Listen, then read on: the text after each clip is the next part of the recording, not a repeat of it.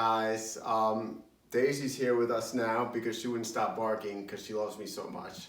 So anyway, she's a Maltese, she's 5 years old, and she's a very good writer. So anyway, Allison has her next question.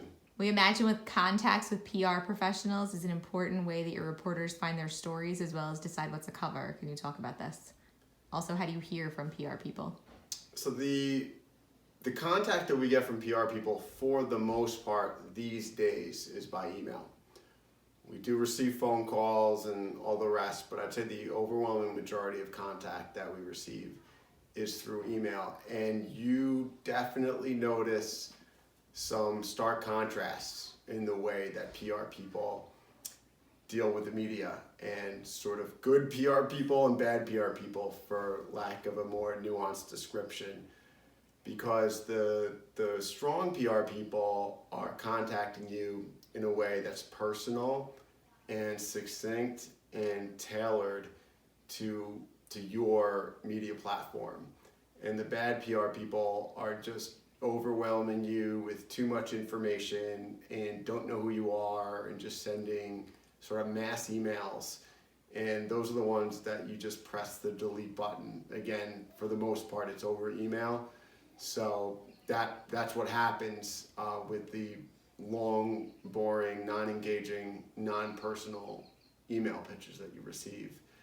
So we do engage with PR people a lot. A lot of the best stories come from just the reporter's own notebooks without PR people involved, but at the same time, PR people can play an incredibly constructive and helpful role. This past week, while I was helping to report out the coronavirus story, one example that jumps to mind is the Putnam County Health Department.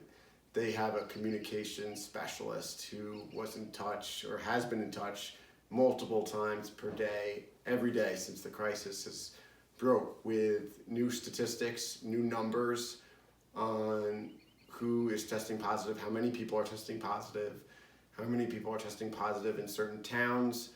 And I think she's noticed, this particular PR person, what our deadlines are, which is very savvy of her, and also that we just need raw information quickly. So what I noticed that she's done, a lot of her information comes in at about 3:30 for whatever reason, around that time each afternoon.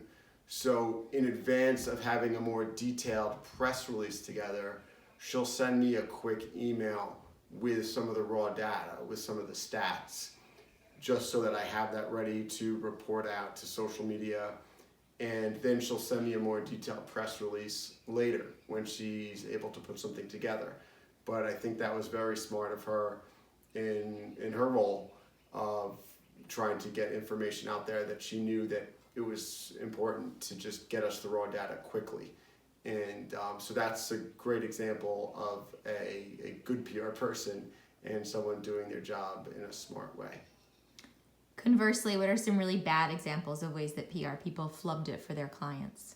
Right. Well, I think anytime that a PR person is overly verbose, is just sending mass emails, is not personalizing anything, is not understanding what type of media platform you are, a weekly as opposed to a daily, a print product as opposed to mostly online. Those are the occasions where they're sort of missing the boat. There's a area college that comes to mind, an area state university, let's just call it that, where the press person there just overwhelms us with information about events and concerts, and literally sends like 1,500 word press releases, which just get deleted and ignored. And the sad thing is, for this person and this organization's client, is that there's a lot of valuable stuff there, but journalists are busy and they want you to get to the point. And this particular organization, they'll send stuff and you'll just get rid of it because it's just too much. Whereas similar institutions in a similar situation will highlight in 2-3 sentences a key event that might be coming up that's of interest. And that's the type of approach that's effective. But the overwhelming you with every last detail, the non-personal, just overly detailed press release, that's the type of stuff that gets ignored by journalists on deadline. What's the best advice and tips you can give my students as they start their public relations careers? What are some do's and don'ts of PR? Well, one do, I would say, is develop relationships. That's sort of an underrated aspect, I think, of PR. It's incredibly important, especially in terms of specifically media relations, of developing relationships with reporters and editors and other people on sort of the other side.